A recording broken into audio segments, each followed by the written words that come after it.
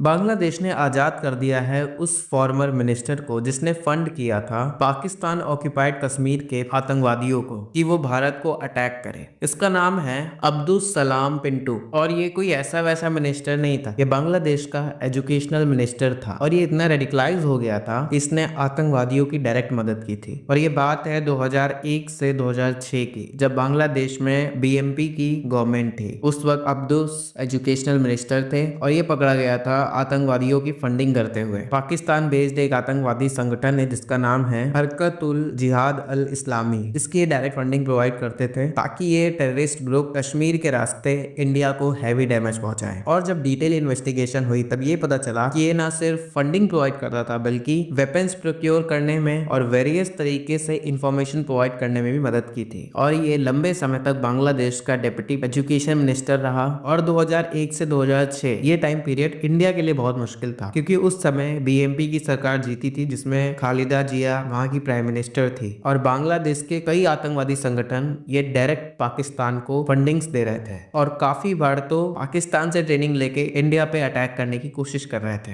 ये तब तक रिजॉल्व नहीं हो पाया जब तक वहां की सरकार नहीं बदली। और जब बांग्लादेश में नई सरकार आई 2006 के बाद, तब 2008 में नई इन्वेस्टिगेशन की गई जिसमें अब्दुल सलाम पिंटू को दोषी पाया गया और दुनिया को ये पता चला कि ये ना सिर्फ रेडिकलाइज था बल्कि बांग्लादेश की हिस्ट्री में सबसे डेंजरस मिनिस्टर भी था क्योंकि पाकिस्तान टेरर को पनाह देता है लेकिन उसके कोई भी मिनिस्टर डायरेक्ट फंडिंग करते हुए नहीं पकड़े गए। लेकिन बांग्लादेश उनसे एक कदम आगे निकला। बांग्लादेश के मिनिस्टर ही आतंकवादियों को फंडिंग दे रहे थे। और जब भी बांग्लादेश में शेख हसीना की रैली होती थी टेररिज्म के खिलाफ, तब भी ये उस रैली में ग्रेनेड फेंकवाता था। और इन सारे चार्जेस को लेके अक्टूबर 2016 में इसको गिल्टी ठहराया गया और इसको लंबे समय तक जेल हो गई, 17 साल तक। अब हम लोग अचानक देख रहे हैं कि 2024 में इसको रिहा कर दिया गया है। और अब यहाँ पे क्वेश्चन उठता है या फिर इसको कोई मिनिस्टर बना दिया जाएगा बांग्लादेश की सरकार में, क्योंकि आप सोच सकते हैं कि जब कोई मिनिस्टर डायरेक्ट फंडिंग कर रहा है टेररिज्म को तो कहीं ना कहीं गवर्नमेंट का भी हाथ रहा होगा। और अब शायद फिर से बांग्लादेश में यही हो रहा है। और मैं कई बार सोचता हूँ कि जब बांग्लादेश में तख्ता पलट हुआ था तो कुछ इंडियंस जो सेलिब्रेट कर रहे थे वो किस बात का सेलिब्रेट कर रहे थे। मतलब कि मुझे आज भी समझ में नहीं आता कि उनका लॉजिक क्या था सेलिब्रेट करने का, क्योंकि बांग्लादेश अब धीरे धीरे वही बांग्लादेश बन रहा है जो 2001 से 2006 के बीच में था। एक एग्जांपल्स आपको बताता हूँ कि उस समय की स्थिति कैसी थी। 2001 की बात है, इंडिया बांग्लादेश बॉर्डर पे बीएसएफ के कुछ सोल्जर्स पेट्रोलिंग कर रहे थे। तभी बांग्लादेश की तरफ से 800 से ज्यादा लोग आते हैं और अटैक करते हैं, जिसमें ये लोग अटैक करने के बाद इंडियन सोल्जर्स को पकड़ के ले जाते हैं। कई दिनों तक इंडियन सोल्जर्स को टॉर्चर करके मारा जाता है और इवेंचुअली 16 इंडियन सोल्जर्स की डेड बॉडीज ये वापस इंडिया को दे दी जाती है। एक रिपोर्ट पढ़ी थी जिसमें लिखा था इन 16 जवानों के साथ बहुत गंदा टॉर्चर किया गया था। इस चीज को पूरे इंटरनेशनल मीडिया ने रिपोर्ट किया था, यहाँ तक कि ईरान ने भी रिपोर्ट किया था। यह आप आर्टिकल देख सकते हैं टेहरान टाइम्स का, और सभी इंटरनेशनल मीडिया ने इसको कवर किया था, बीसीसी, सीएनएन, क्योंकि जिस क्रूरता से इंडियन सोल्जर्स का टॉर्चर हुआ था इट वाज हॉरिफाइंग। कितनी बार्बरिक सोच किसकी हो सकती है। ये बहुत ही अगली एग्जांपल है कि बांग्लादेश किस टाइप का कंट्री बन सकता है अगर ऐसे ही रेडिकल सोच रखता रहा तो।